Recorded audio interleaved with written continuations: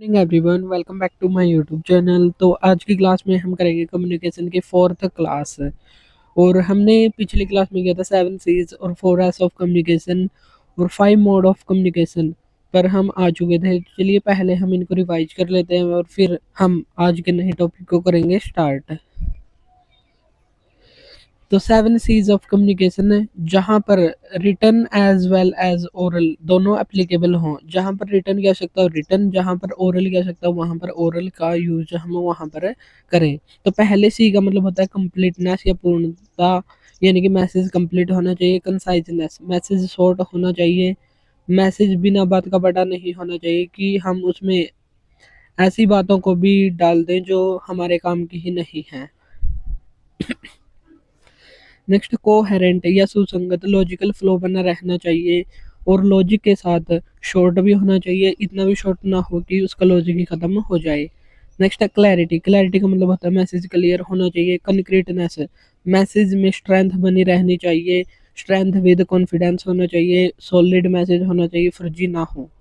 Courtesy, विनम्रता, हम over confidence ना हो कम्युनिकेशन करते हुए और सामने वाले की भी रिस्पेक्ट हमको करनी चाहिए। करेक्टनेस का मतलब होता है नो ग्रामेटिकल एरर, उसमें कोई भी व्याकरणिक अशुद्धि नहीं होनी चाहिए। फिर हमने देखा था 4 S's ऑफ कम्युनिकेशन। 4 S यानी कि पहले एस का मतलब होता है शॉर्टनेस, यानी कि संक्षिप्त। मैसेज में पॉइंट टू पॉइंट बात होनी चाहिए और कम से कम शब्दों का यूज करके ज़्यादा से ज़्यादा बात कहना का प्रयास यहाँ पर करना चाहिए। सिंप्लिसिटी, मैसेज को सिंपल तरीके से एक्सप्लेन करना चाहिए। स्ट्रेंथ है यानी कि मजबूती, कॉन्फिडेंस के साथ बोलना चाहिए ताकि सामने वाले के पास मैसेज अच्छे से पहुंचे और रिसीवर को विश्वास भी हो। नेक्स्ट है सिंसियरिटी, ईमानदारी होनी चाहिए। सेंडर के मन में रिसीवर के प्रति ईमानदारी होनी चाहिए। ये नहीं होना चाहिए कि मैं इसको झूठी न्यूज देकर मैं इसका फायदा उठाऊंगा या वगैरह वगैरह, ऐसी कोई सेंडर के मन में ऐसी कोई धारणा ना हो। तो होनी चाहिए सिंसियरिटी। तो 4 S में देखा हमने शॉर्ट होना चाहिए, सिंपल होना चाहिए, स्ट्रेंथ होनी चाहिए और सिंसियर होना चाहिए। फिर हमने देखा था इवेल्युएशन ऑफ कम्युनिकेशन इफेक्टिवनेस। तो इवेल्युएशन में हमने देखा था फिडेलिटी ऑफ कम्युनिकेशन, यानी कि वफा या धोखा नहीं होनी चाहिए। जो आपने बोला वो सामने वाले तक कैसे पहुंचा वैसा ही पहुंचे, ऐसा हमको ध्यान रखना चाहिए। इकोनॉमी यानी कि कम से कम शब्दों का चयन करना चाहिए जिससे हमारी एनर्जी भी कम लगेगी, टाइम भी कम लगेगा और सिंबल्स का यूज ज़्यादा से ज़्यादा करना चाहिए। अगर जहाँ पर सिंबल्स का यूज पॉसिबल हो तो सिंबल्स का यूज करके अपनी बोलने वाली एनर्जी और शब्दों वाली एनर्जी को यहाँ पर बचा लेना चाहिए। कॉन्ग्रुएंस, कॉन्ग्रुएंस का मतलब होता है verbal as well as non verbal, verbal के साथ नॉन वर्बल का भी इस्तेमाल हमको यहाँ पर करना चाहिए। इन्फ्लुएंस, इन्फ्लुएंस का मतलब होता है प्रभाव, रिसीवर पर हम क्या प्रभाव डालना चाहते हैं वो प्रभाव उस पर हुआ या नहीं, ये हम इसमें चेक करते हैं। रिलेशनशिप बिल्डिंग भी होती है कि अगर हम अच्छा कम्युनिकेशन करेंगे तो हमारी रिलेशन बिल्डिंग भी अच्छी होगी। फिर हमने देखे थे principles of effective communication, principles of clarity, clarity का सिद्धांत, यानी कि जो शुद्धता का सिद्धांत, यानी कि मैसेज हमको क्लियर देना चाहिए, अस्पष्ट नहीं देना चाहिए। प्रिंसिपल ऑफ ब्रेविटी, यानी कि मैसेज शॉर्ट होना चाहिए, संक्षिप्त होना चाहिए। प्रिंसिपल ऑफ सिंप्लिसिटी, यानी कि मैसेज सरल होना चाहिए, आसान भाषा में होना चाहिए।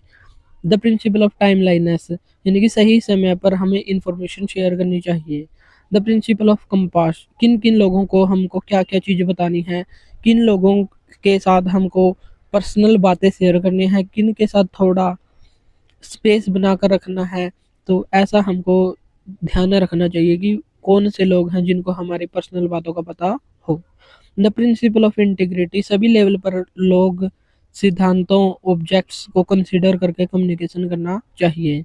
नेक्स्ट है the principle of strategic use of informal organization, कभी कभी हमें एक उद्देश्य को लेकर जो ऑफिशियल काम है उसको अनऑफिशियल जगह पर कर लेते हैं, जैसे ऑफिस का कुछ काम लंच पर डिस्कस करना एटसेट्रा।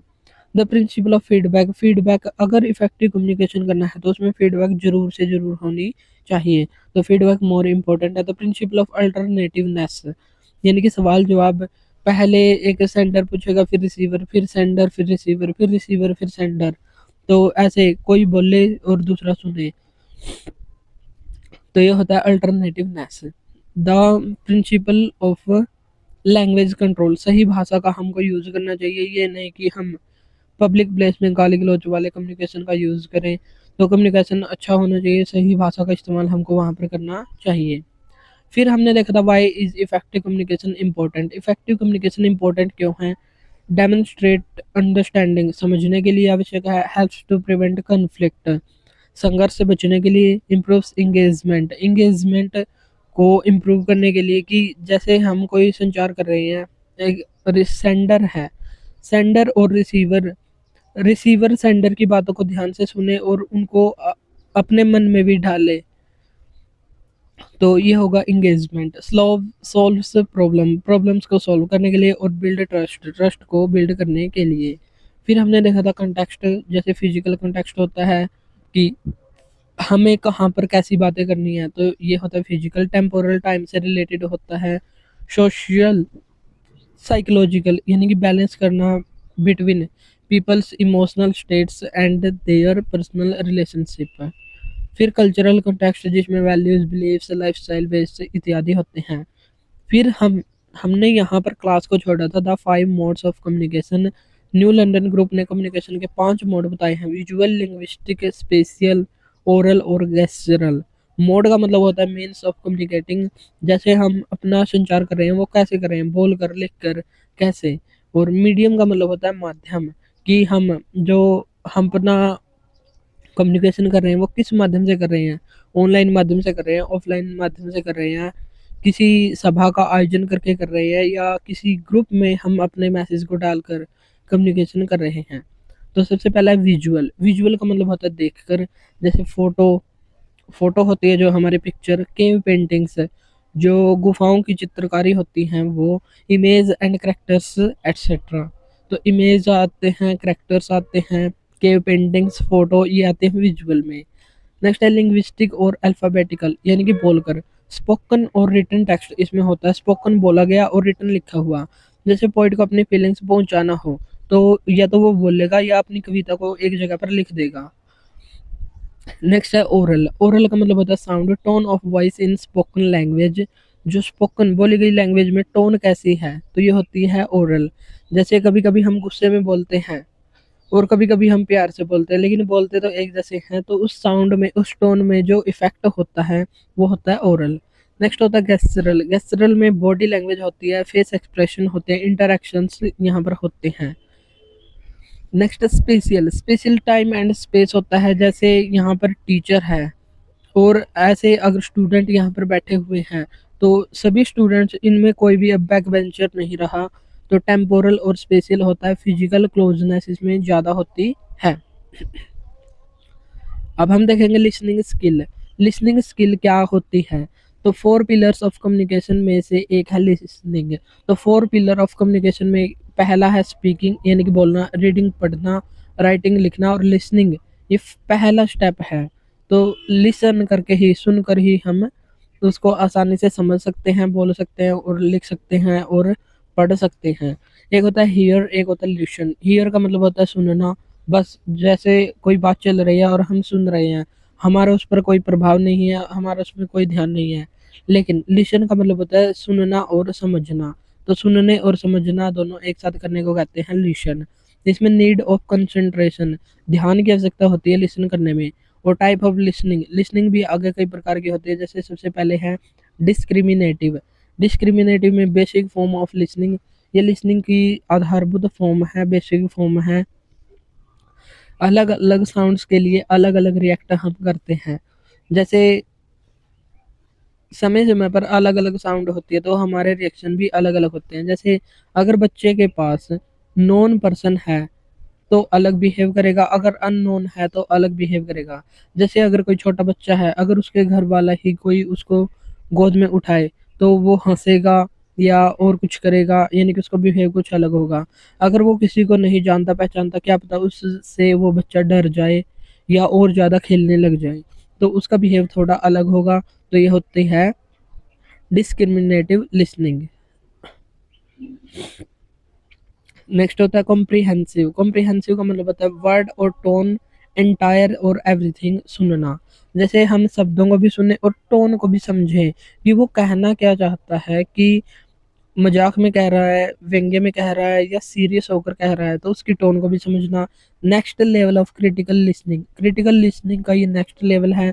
बेसिक लैंग्वेज स्किल्स होनी चाहिए, कि हमको भाषा का पता होना चाहिए कि हमने अगर कोई बात कही है और उस पर ज़्यादा दबाव दिया है, उस पर को ज़्यादा प्रेस किया है, तो इसका मतलब कुछ अलग हो जाएगा, शब्द वही रहेंगे लेकिन अर्थ कुछ अलग हो जाएगा। वोकैबुलरी को अंडरस्टैंड करना चाहिए और भाषा पर लैंग्वेज स्किल्स होनी चाहिए। तो ये होती है कॉम्प्रिहेंसिव लिसनिंग। तब ही कॉम्प्रिहेंसिव लिसनिंग अच्छी हो सकती है अगर बेसिक लैंग्वेज स्किल्स हो, वोकैबुलरी पर अच्छी पकड़ हो, और ये next level of critical listening होती है। एक होती है informational, informational listening to learn, learn यानी कि सीखने के लिए सुनना, न्यूज़ या इंफॉर्मेशन के लिए सुनना। जैसे हम कोई न्यूज़ सुन रहे हैं तो इंफॉर्मेशन के लिए सुन रहे हैं, तो ये हो जाएगी इंफॉर्मेशनल लिसनिंग। बायस्ड और सिलेक्टिव लिसनिंग, ये क्या होती है, तो इसमें पूर्व धारणा बनाकर सुना जाता है। हम पहले ही ये मान लेते हैं कि ये व्यक्ति खराब है, और वो धारणा बनाकर जब हम उसको सुनेंगे तो लास्ट में कंक्लूजन निकलेगा कि वो व्यक्ति खराब ही है। पहले से ही धारणा बनाना, जो मोदी जी बोलेंगे अच्छा बोलेंगे, तो हमने पहले धारणा बना ली लेकिन शायद रियल में अच्छा ना हो, तो हमें बाइस्ड या सिलेक्टिव लिसनिंग नहीं करना चाहिए। पहले ही अनुमान नहीं लगाना चाहिए कि ये सही है, ये गलत है, ये अच्छा है या बुरा है। तो बाइस्ड लिसनिंग हमारी नहीं होनी चाहिए। नेक्स्ट होती है critical listening, listening to evaluate और एनालाइज, एनालाइज या इवेल्युएट करने के लिए सुनना। प्रॉब्लम सॉल्विंग होता है, प्रॉब्लम को इसमें सॉल्व किया जाता है। डिसीजन मेकिंग होता है कि दोनों पक्षों की बात सुनी जाती है या पूरी बात को सुना जाता है और फिर एक निष्कर्ष पर यहाँ पर पहुंचा जाता है, तो ये होती है क्रिटिकल लिसनिंग। नेक्स्ट होती है एम्पैथेटिक और थेरेपेटिक लिसनिंग।